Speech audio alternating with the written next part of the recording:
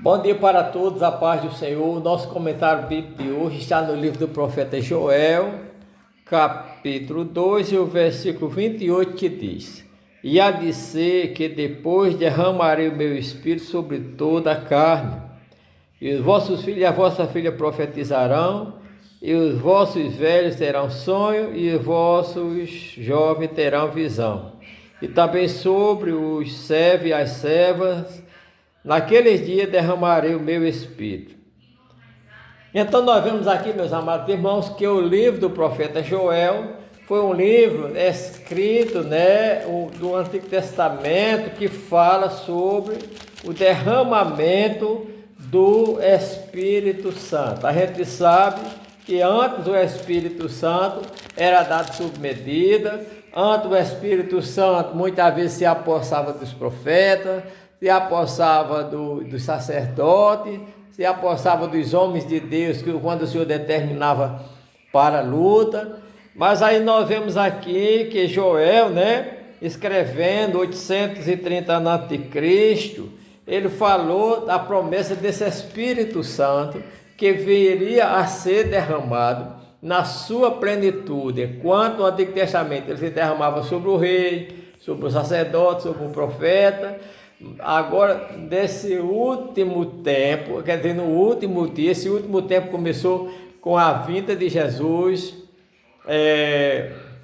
começou com a instalação da Igreja de Cristo, esses últimos tempos. O próprio Jesus falou aos apóstolos, no capítulo 13, capítulo 14 de João: não vos deixarei órfão, mandarei outro Consolador, para que fique convosco para sempre, o Espírito Santo que o mundo não conhece, mas vocês receberão, porque eles vêm para vós e permanecerá em vós. Também Jesus disse que o Espírito Santo convenceria o homem do pecado, da justiça e do juízo.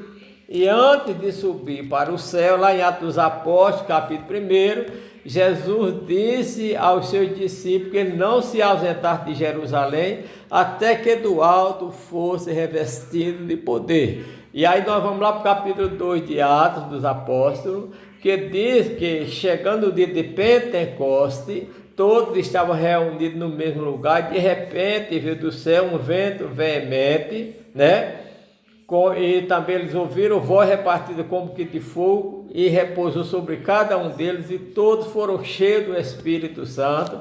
Repare que no Antigo Testamento o Espírito Santo era dado sob medida, mas agora foi derramado, todos foram cheios até transbordar do Espírito Santo. E transbordaram como? Falando línguas estranhas, falando a língua dos anjos, mas também falando a grossolária, falando a língua, idioma daquelas pessoas que estavam ali em Jerusalém. Havia várias nações ali, e os apóstolos, quando receberam o Espírito Santo, foi um dia marcante, assim como foi marcante também o dia que Deus deu a lei lá para o povo de Israel, que o monte fumegava, ouvia-se relâmpago, trovão, a voz de Deus, o povo temeu para marcar a vinda da lei. Assim também para marcar a inauguração da igreja, no dia de Pentecostes, o selo da igreja, o Espírito Santo derramou-se sobre os apóstolos primeiramente, mas a partir daí nós vemos que o próprio Pedro, pregando no capítulo 2, versículo 38 em diante, os homens perguntaram: que faremos, varões meus? De arrependei-vos, e cada um de vós receberá o dom do Espírito Santo, porque a promessa vos diz respeito aos que estão de perto, aos que estão longe, e a todos quanto o Senhor nosso Deus chamar. Então o batismo com o Espírito Santo é atual. Todo cristão, todo homem, toda mulher que quer servir a Deus deve pedir. Jesus disse: pedi e vos darei o Espírito Santo.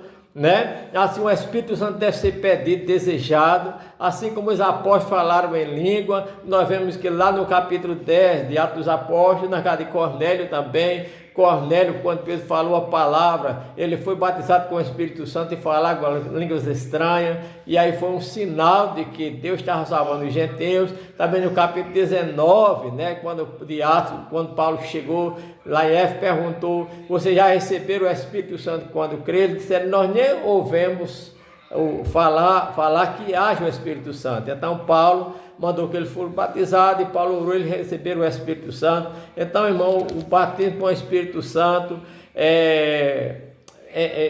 manifesta através de falar em línguas estranhas, é atual.